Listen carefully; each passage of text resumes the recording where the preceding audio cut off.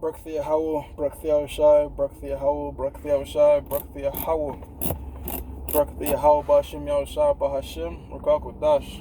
Man, double honors to the apostles and the elders. Very milsom true salutations to the hopeful elect out there, man. You Akim to Sadakim that do this thing in the utmost truth and sincerity. I'm the priest Shimon, and this week's topic is going to be entitled Regime Fail in Syria, Huge Prophecy. You know what I'm saying? And if you haven't been following, I did a lesson on Syria, Turkey, and Ezekiel 38, and this is pretty much a part 2 to that, because this is what's happening. The Kurds are pretty much, everybody knew they didn't stand a chance against the Turkish military. All right, so the regime change in Syria started with Barack Obama. All right, a lot of people out there, mainly our people, man, are so fucking ignorant. They think this guy Barack Obama was a quote unquote peace president, and he wasn't. I mean, prior to him coming in office, he voted for every war. He was a war president, and the guy took the United States into Syria. And by the way, he deported more of you West Indians, because Benjamin was big on this dude. He deported more than you. He did more deportations than Bill Clinton. You know what I'm saying? This guy, he smiles in front of a camera and shit, and now people get so deceived. But then again, Hosea 4:6, our people are destroyed for lack of knowledge. But anyway, he was the one that brought the United States into Syria. That's not really Trump's doing. Trump didn't. If Obama didn't bring the troops in there, then Trump wouldn't have come in office with the troops in there. You know what I'm saying? So I just want to get that out there. So this guy Donald Trump, he backed off. Some see it as weakness. Honestly, it was a wise decision. I mean, why would you get in the middle of that? It has nothing to do with you. You got guys out there, quote unquote libertarians, that preach non-intervention, but at the end of the day, it's not really about the U.S. getting involved. It's Israel. It all goes back to the state of Israel, because I believe it was Lindsey Graham that said the regime failed in Syria is a huge detriment to the state of Israel. All right, the state of Israel would work with the Kurds because they used to use Kurdish territory as bases. But now that's all over with. Now this is why I'm saying this is huge prophecy fulfilling Ezekiel 38, because who's confederate with Gog and Magog? Tubal, right? The land of Tubal, when you read Genesis the 10th chapter, it belongs to the sons of Japheth, but geography wise, Tubal is Asia Minor, all right, which is Turkey today. And the prophecy is that Tubal would be confederate with Gog and Magog. Now, right now, as it stands, Turkey is a NATO ally. So, United States,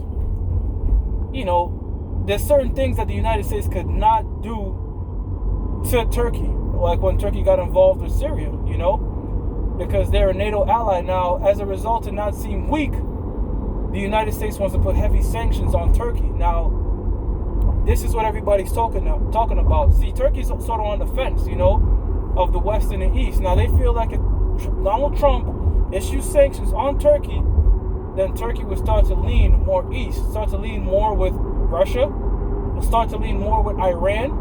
All right? So we're seeing that's Ezekiel 38 coming to fruition. And we're also seeing that the EU and NATO is starting to be weakened. You got to understand, when Yahushua come back, it's, 2nd Ezra, the 13th chapter, Yahushua, who the world ignorantly called Jesus Christ, those nations that are going to be confederate to fight against them is going to be headed by Russia. And you can see it, like, man, the prophecies are so clear. Russia is being propped up to be the next superpower that everybody lost, because what they were saying about this whole conflict in Syria was that Russia was the most diplomatic player of them all. This guy Vladimir Putin is playing chess. He's playing 4D chess, and it's working to his favor. It's working to his favor. And the U.S. is seeming like the bad guys, but again, those that have sense. Well, let me not say those that have sense. Those that just go beyond CNN, man. You see that the reason that the United States is over there is because of the state of Israel, man. All right, they're the ones that have interest in Syria. They're the ones that ultimately want to take down Iran. All right, and they're going also against, not the state of Israel, but the United States is going against China, the country of China. But the reason they're going against China is because the past 20 years, China's been on a GDP surplus that's been surpassing the United States, man. All right, the only thing that China lacks right now is oil and water. That's why the United States is in Afghanistan, to cut off the chance of a pipeline going straight to China. All right, this is why China has to get their oil from Africa.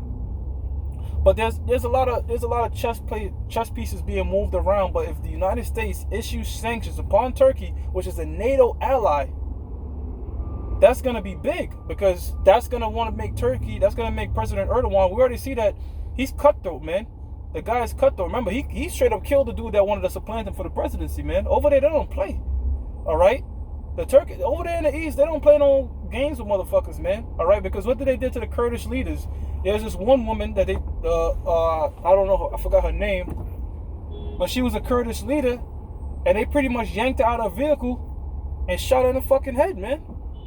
Now, don't get it twisted. The Kurds are pretty fucked up too, because what they were doing with the Syrians, they was using Syrian captives, saying they would trade them, keep them as captive, but they were trading them to rebels, all right, for Kurdish captive people to get them slain and chopped up. So there's a lot of cutthroat House of Cards type shit going on over there in the Middle East, but mainly with biblical prophecy, as we see in that Ezekiel 38, man, this is what's being played out right now. And as the scripture says in the book of Revelations, the feet of it is of the bear. The feet of it is like the bear, that this Edomite empire, the Edomites are the so-called white people today, that their empire is going to end with Russia. And we see in Russia being propped up as the next head of these nations, because they're already allied with China. Hey, recently you saw Vladimir Putin. He was giving this, he gave a debt to MBS, Mohammed bin Salman, the crown prince of Saudi Arabia. And what he's trying to do is, the U.S. has I think it's a $250 billion military contract with Saudi Arabia. All right, Saudi Arabia gets most of its military exports from the United States. Now, Vladimir Putin's over there, all right, and he's shaking hands and rubbing elbows with Mohammed bin Salman. And what he wants to do is, he wants them to get their ground defense system from Russia, because the Russian S-400, S-500, and even the S-300 is far superior to the Patriot missile defense system. All right, even at that 400, you know, Russia, surface to air wise, Russia leads the world, man. All right, with the S-500, it's way more complex and not more complex. Let me say, it's way more efficient and it's way more cheaper. You know what I'm saying? Why pay $1 billion for something that's selling for $500 million? That's way more superior. So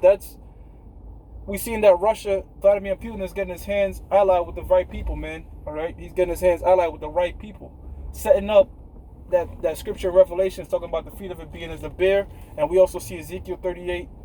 Man, this is just beautiful, man. This is beautiful. So, you know, staying in tune with what's going on over there in the Middle East, man, because everything is biblical prophecy. Everything is biblical prophecy. The Most High got the pot is cooking, man.